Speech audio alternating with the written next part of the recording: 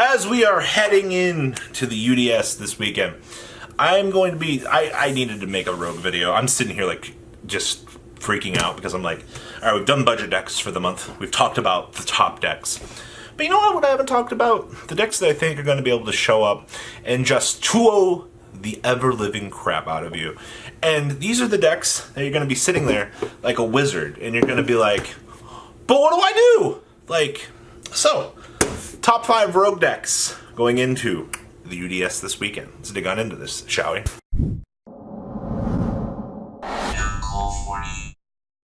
Number 1 on Robbie's rogue pick radar is Gem Knights. Matthew Bauer ended up sending over his top list to me from 2 weeks ago, and it really caught me off guard. I was like, I forgot about this deck existing.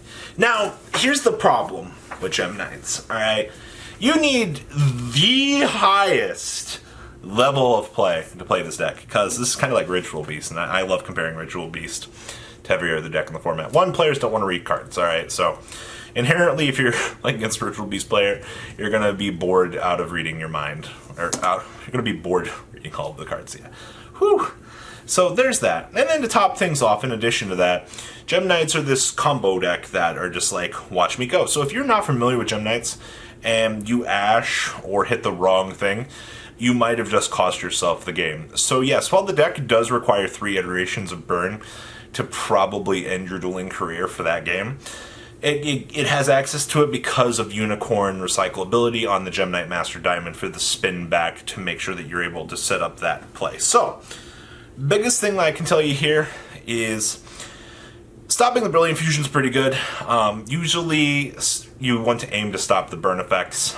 Usually, they're not going to have a 4th way to put game on the board, but when that 3rd iteration comes through, just understand that if they've got the Called by the Grave, well, they got the Called by the Grave, and there's not much you can do about it.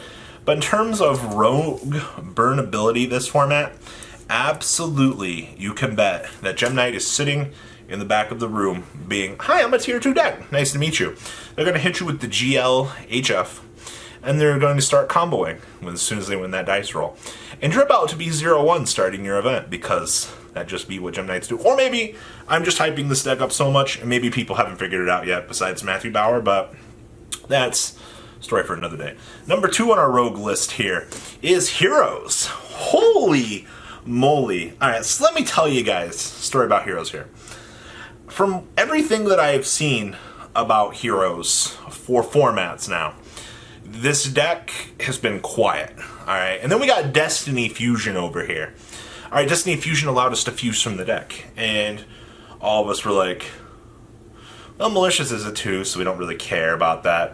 And then they gave us Forest and Increase. Well, Forest and Increase allows us to stick, goes into Increase, deck thins even more. And we're like, huh, this is pretty good. And then, the final thing that sat this deck over the edge was my boy Stratos went to 2. And then everybody was like, ah! We can play Heroes again! It took 2 waves of support and moving Stratos back to 2 to make this deck be a viable rogue deck for everybody.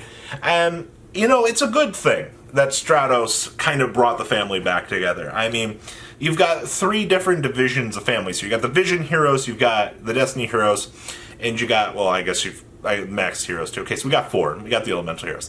So you got this big family reunion in this deck right now. This deck is different than anything we've seen before. Heroes used to be this really good stun deck. Now it's just make Trinity attack for game. Like, that's how it be right now, guys. Like, that's how Heroes are. So yes, Heroes are that going second deck right now. That just, you lose to it. And then there's nothing you can do about it, because this is Yu-Gi-Oh! And when your opponent hard draws the Fusion of Destiny, buckle up, buckaroo, because you're going to lose that game. Good times. But actually, honestly, the hero deck does have problems playing out of large boards, so that'll probably be where you'll be able to kind of capitalize on that full advantage. So there's that. Now, next up on this list is Altergeist. One multi-faker, by the way, and everybody in every comment section told me that, no, Altergeist is dead, you don't know what you're talking about, fatty. And I'm just like, excuse me, guys?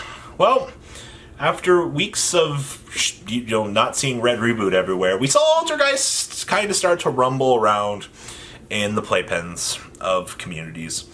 And then everybody learned that Red Reboot is a good side deck card, and that you shouldn't be underestimated with it. So let me tell you about Altergeist right now.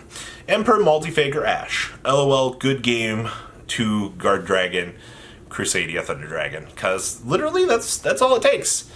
Most decks can't play around 3 interruptions. I'm sorry. 2, a little bit shaky on, but 3, nah. That's where I put it. Like it. But, Rogue deck, traps evenly matched. Yes, I know, those are the same thing.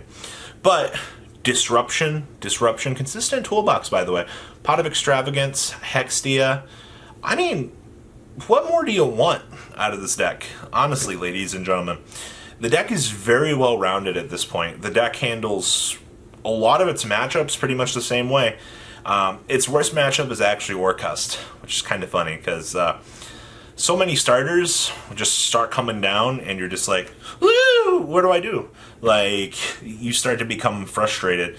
And I get it. Like, you can only play around so many cards until you just start losing the game. So that's kind of the issue I see with the deck is, yeah, it's a very good rogue pick. Absolutely. One of the best. But the deck has a very hard Orcust matchup. And as we start heading into events here, and supposedly Orcust is supposed to start, coming back to the dinner table here, yeah, we'll see how that goes, honestly. Now, number 4 on Papa's big rogue chart here is Grand Manju. When I go to a locals, and I see 4 Grand Manju players, and I have to play 2 of them, why? Why? I'm not salty or anything. I am. But here's what I got out of this, alright? So, Grand Manju's had some pretty roguish success over the past couple of weeks. Alright, we saw some couple of locals reports, players were like, hey, this deck's good. Pot of Extravagance, Pot of Desires. We got Gizmek now so that you can interact with banishing from the extra deck, reviving from the graveyard for a free banish 8. You just start powering up this really ridiculous Grand Manju. Well, let me tell you about a little card called Widow Anchor, and making that thing just not be able to touch you. It's a great time to be alive, actually. Taking your opponent's Grand Manju, your opponent staring at you.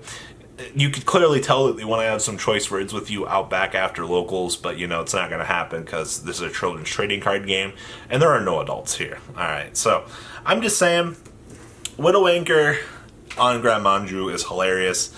The deck isn't impossible to beat. I will say that.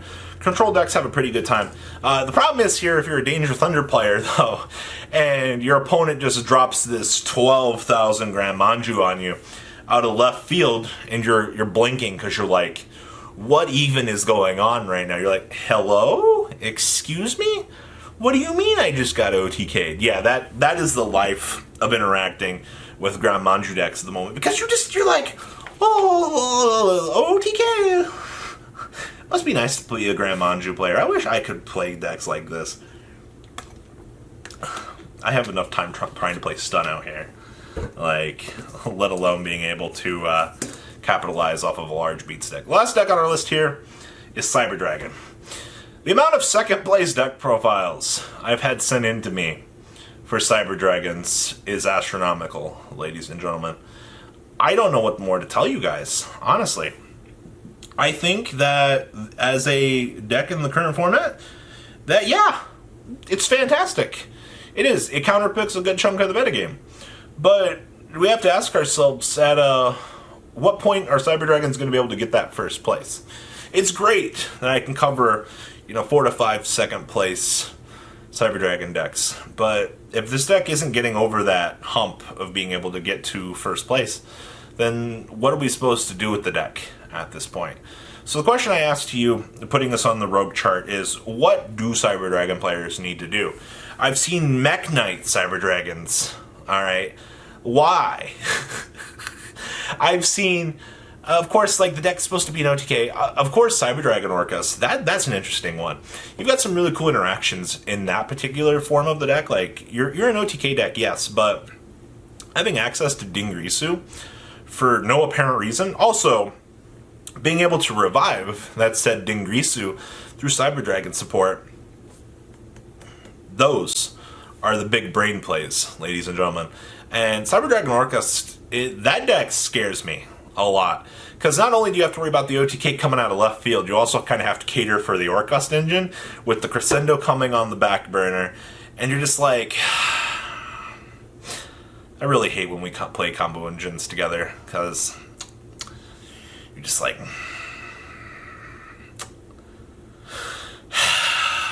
I wish you guys could feel the disappointment I feel when we talk about some of these things, because watching my friend play Cyber Dragon Orcust for the past couple of weeks, you're just like, yeah, that's a good deck, alright.